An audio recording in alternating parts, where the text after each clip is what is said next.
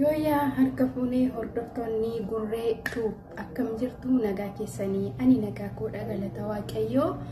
nagaa waaqayyoo akkuma jirtanitti isiniif baay'atu warroonni maatiin haftatan guddaa galatumaa warroonni maatiin taanes immoo maatii ta'ana jajjabeessaa isiniin jechuun jaalladha ulfaadhaa Oromoo koo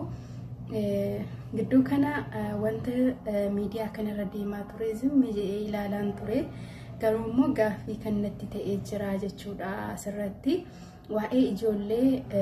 Toofiqii fi waa'ee Mariinaa kanarratti gaaffii kannatti ta'etu jira jechuudha warroonni isiniif galee haalli isaanii sheerii nuuf godhaa jecha isaanii jechuudha warra isinii galee nu ibsa tokkoffaarratti Toofiqii kana dura Mariinaa faana akka YouTube irratti hojjechaa ture baay'een keenya ni beekna akkasumas immoo jechuudha Toofiq akka haadha manaa qabu ni beekna isheenis immoo gaa'ila dhaabbattee jirti mucaallee godhattee jirti jechuudha Mariinaanii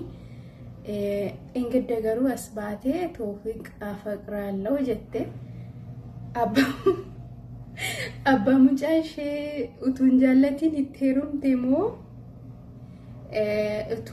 utuun jaallatiin deessee fi moo akkamidha anaaf kanatu naan galle jechuudha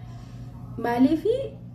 shamarran keenya miizana keessan gadi buustu anaa jammaree jechuudha dhugaa rabbi baay'ee tokko na dhibe jechuudha hannamni tokko balleessetti immoo shamarran hunduu iddoo tokkotti arrabsamna jechuudha Mariinaa gaaffiin qabaan Mariinaa kanarraa jechuudha abbaa manaa kee jaallannaa mitii kan itti heerumte jaallannaa mitii kan deessee fi har'a Toofiqiinas ba'een sin jaalladhaa siifin du'aa issi dhabee jiraachuu hin danda'u min maalatnu akkamidha garuu dhugaa rabbii ani koo gaaffii natti uuma akkamitti namni tidaarii dhaabbatee haadha mucaa tokko ta'e as deebisee nama biraan sin jaalladhe akkamitti jedha mee warri isinii galee jira dhugaa rabbii ifanuu godhaa mee warri isinii galee I don't know barri kuni garamitti akka deemaa jiru wallaallee jirra jechuudha dhugaa rabbii wallaallee ani karaa koo narri fadha jechuudha taa'ee namoota irratti wanta tokko gaafa nargu waan mafeefu obboloota koo tidaarii jechuun waan qalbii miti jechuudha namni tokko tidaariitti gaa'ilatti gaafa galu bornanii kajee ittiin galu dhugaa rabbii ani ammatuun gaa'ila dhaabbachuu barbaade bornanii kajedhee ittiin galu jireenya koo hamma bara baraatti hamma gaafan du'ee baduutti hamma gaafa sanaatti faanan jiraadha jeen gaa'ilatti seena ani beeku bichaa dhugaa rabbii bichaa wantoonni tatta'aa jiranii baroota kana keessa baay'ee ulfaatu warri gaa'ila dhaabbanne gara hunduraatti gaa'ila gaafa dhaabbattanii bor heerumee fiinii tokko da'een biraan sokkaa utuu hin taane jaalala dhugaa jaalala laphee an jaallattanii faana jiraattan isiniif haa ta'u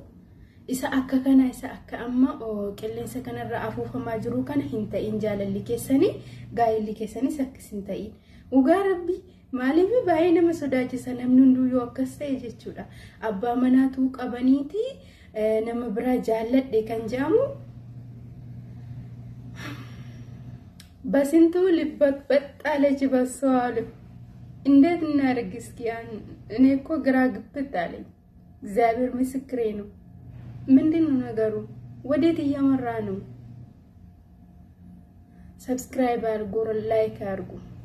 አመሰግናለሁ የማንኛው